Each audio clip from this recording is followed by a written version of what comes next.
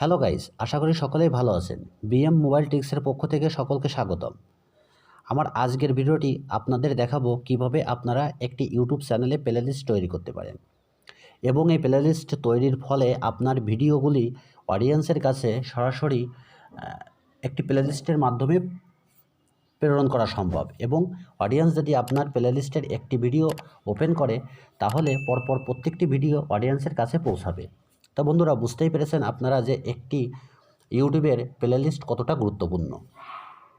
তাই এই টিপসটি সম্পূর্ণ দেখতে হলে অবশ্যই আমার ভিডিওটির দিকে চোখ রাখুন। আমরা সরাসরি চলে যাব আমাদের মূল ভিডিওতে।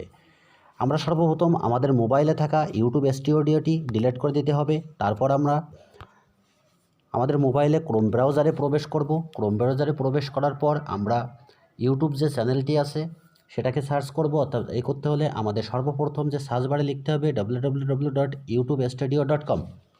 বন্ধুরা, আমি এটাকে লিখলাম। লেখার পরে আমি এটাকে সার্চ দেব।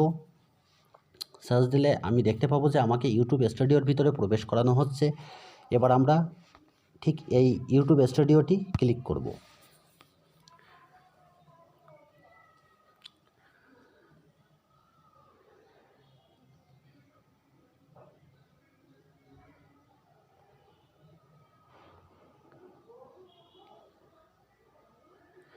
বন্ধুরা, আমরা দেখতেই পাচ্ছি যে আমাদের ইউটিউব স্টুডিওর ভিতরে আমাদের প্রবেশ করানো হয়েছে।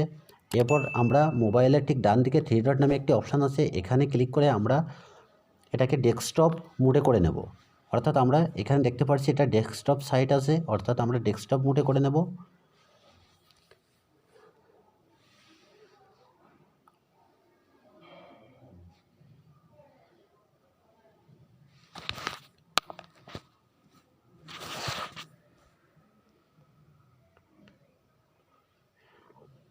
বন্ধুরা, আমাদের ভিডিওটি ডেস্কটপ মোডে হয়ে গেছে।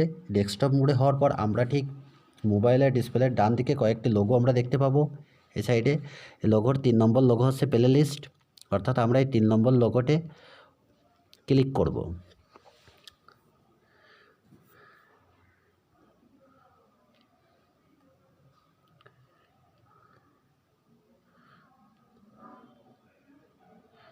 হ্যাঁ বন্ধুরা, দেখেন আমাদের অটোমেটিকলি আমাদের ইউটিউব চ্যানেলে যে কয়টি প্লেলিস্ট আছে আমাদের দেখানো হচ্ছে। আমরা নতুন করে প্লেলিস্ট তৈরি করতে হলে আমরা নিউ যে প্লেলিস্টটি আছে অপশন, এই সাইডে আমাদের নিউ একটি প্লেলিস্ট দেখাবে, আমরা সেখানে প্রবেশ করব।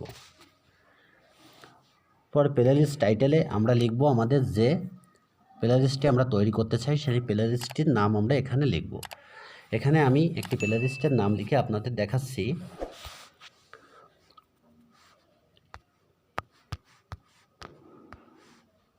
সায়েন্স, অর্থাৎ আমি সায়েন্স নামে একটি প্লেলিস্ট তৈরি করতে চাই।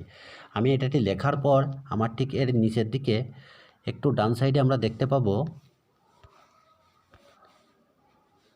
সরি বন্ধুরা আমার এটি ব্যাকে গেছে, আমি এখান থেকে আবার ফিরে দেখাচ্ছি। সায়েন্স সায়েন্স লেখার পর আমি একটু ডান দিকে সরালে ক্রিয়েট নামে একটি অপশান দেখতে পাবো। এই ক্রিয়েটে আমরা ক্লিক করব।